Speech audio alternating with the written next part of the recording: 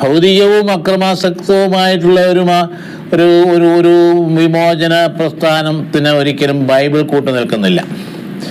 എങ്കിലും നാം മനസ്സിലാക്കണം, ഒരു ദീർഘമായ യാത്രയാണ് മനുഷ്യൻ സ്വാതന്ത്ര്യത്തിലേക്ക്. അപ്പോൾ ജനാധിപത്യ രാജ്യത്തിൻ്റെ കാലഘട്ടം കഴിഞ്ഞാൽ ഇന്ന് നമ്മളെ ഭയപ്പെടുത്തുന്ന സാഹചര്യം ലോകത്തിലെ ഏറ്റവും വലിയ അടിമത്തോടെ ഭീകരതയാണ്. ഭയം ഇങ്ങനെ മനുഷ്യനെ വണ്ടമാനമായിട്ട് ബാധിക്കത്തക്ക രീതിയിൽ ചില പ്രസ്ഥാനങ്ങളെ ഭയപ്പെടുത്തി കാര്യങ്ങൾ നേടുന്ന രീതിയിലേക്ക് നാം ഇന്ന് കണ്ടുകൊണ്ടിരിക്കുന്ന കാര്യമല്ലേ. അവിടെയൊക്കെ നമ്മളെ ഒരു വിധത്തിൽ പറഞ്ഞാൽ നമ്മളെ മനസ്സിനെ ഇരുട്ടിലാക്കുന്ന സാഹചര്യം ഇതും കഴിഞ്ഞ ദിനങ്ങളിലൊക്കെ ആണെങ്കിലും ഈ ഭീകരരുടെ പ്രവർത്തനങ്ങൾ പറഞ്ഞാൽ ആഗോള വ്യാപകമായിട്ടുള്ള യാഥാർത്ഥ്യം, അല്ലാതെ അവിടെ ഒരു സ്ഥലത്ത് പലസ്തീനായിൽ മാത്രം സംഭവിക്കുന്ന കാര്യമൊന്നുമല്ല. പലസ്തീനായ ഭീകരർക്കെതിരെയാണ് യുദ്ധം നടന്നുകൊണ്ടിരിക്കും. അപ്പോൾ അതുകൊണ്ട് ഇത്ര ഭയങ്കരമായ സാഹചര്യങ്ങൾ ലോകം മുഴുവനും കിടക്കുന്ന കാണാതെയാണ് ഇവിടുത്തെ ചില കുട്ടി നേതാക്കന്മാർ അവർക്കൊക്കെ പ്രത്യേകമായ ഐക്യദാർഢ്യമൊക്കെ പ്രഖ്യാപിച്ചു. ഹമാസിന് ഐക്യദാർഢ്യം പ്രഖ്യാപിച്ചുള്ള പ്രസ്താവനകൾ ചില കുട്ടി നേതാക്കളുടെ നമുക്ക് ഈയിടെ കേൾക്കാനായിട്ട് ഇടയായി. എന്ത് കണ്ടിട്ടാണെന്ന് മനസ്സിലാക്കിയിട്ടാണ് ലോകത്തിൽ എന്തെല്ലാം തരത്തിലാണ് ഈ ഭയങ്കരമായ അടിമത്വം. ഇവിടെ ഇപ്പോൾ ഒറ്റക്കാര്യം മാത്രം, ഇവിടെ വോട്ട് ബാങ്കിൻ്റെ അടിമത്വം നടന്നുകൊണ്ടിരിക്കും.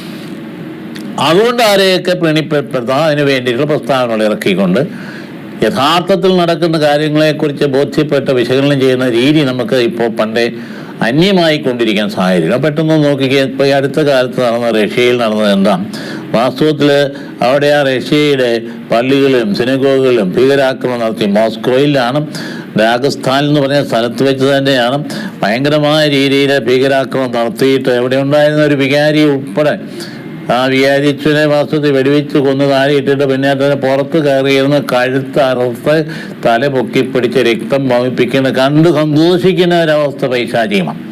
അതായത് പൈശാചി അടിമത്വം എന്ന് പറയുന്നത് എത്ര പേരെയാണ് വധിച്ചു കളഞ്ഞത്. അപ്പോൾ എത്രയധികം 20-ലധികം പേര് അവിടെ തന്നെ വധിക്കപ്പെടുകയും 60 പേര് കാണാതാവുകയും ചെയ്യുന്ന കാര്യമുണ്ട്. അപ്പോൾ അത്രയ്ക്ക് ഭീകരത ഇവിടെ വിതറിയും. അപ്പോൾ 66 വയസ്സായ ഒരു മനുഷ്യനെ പീഡിപ്പിക്കുമെങ്കിൽ, ഒരു വൈദ്യനെ പീഡിപ്പിക്കുമെങ്കിൽ എന്തൊക്കെ നടക്കാൻ പാടില്ലാത്തതും.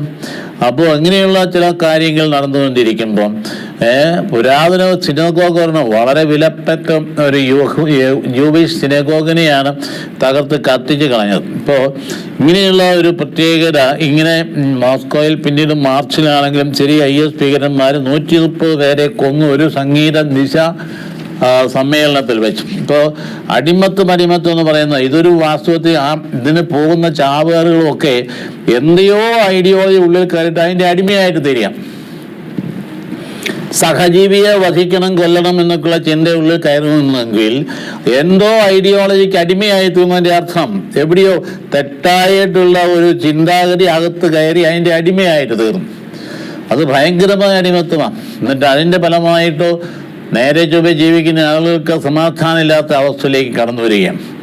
അതുപോലെ തന്നെ ഈ കഴിഞ്ഞ ശനിയാഴ്ച ഉണ്ടാകേണ്ട വടക്ക് കിഴക്കൻ നൈജീരിയയിലെ ബോർത്തോ എന്ന സംസ്ഥാനത്തുണ്ടായ സ്ഫോടന പരമ്പരയിൽ 18 പേരെ കൊല്ലപ്പെടും നിരന്തരമായി നടന്നുകൊണ്ടിരിക്കുകയാണ്. 30 പേർക്ക് അത് പരുക്കം പറ്റി.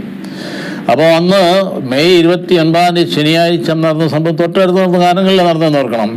അപ്പോൾ ആ മരിച്ചവരിലെ ഗർഭിണികളും കുട്ടികളും ഒക്കെ ഉണ്ടായി. ഏതാണ്ട് 15 വർഷമായിട്ട് ഈ ബൊക്കോ ഹറാം എന്ന് പറയുന്ന ഭീകര പ്രസ്ഥാനം ഭയപ്പെടുത്തി മനുഷ്യരെ പേടിപ്പിച്ച് കഴിയുന്ന കാലഘട്ടം. 40,000 പേരോളമാണ് നൈജീരിയയിൽ 15 വർഷങ്ങൾക്കുള്ളിൽ കൊല്ലപ്പെട്ടു. അപ്പോൾ 20 ലക്ഷം പേര് നാടും വിട്ടു, ക്രിസ്ത്യാനികളാണ്.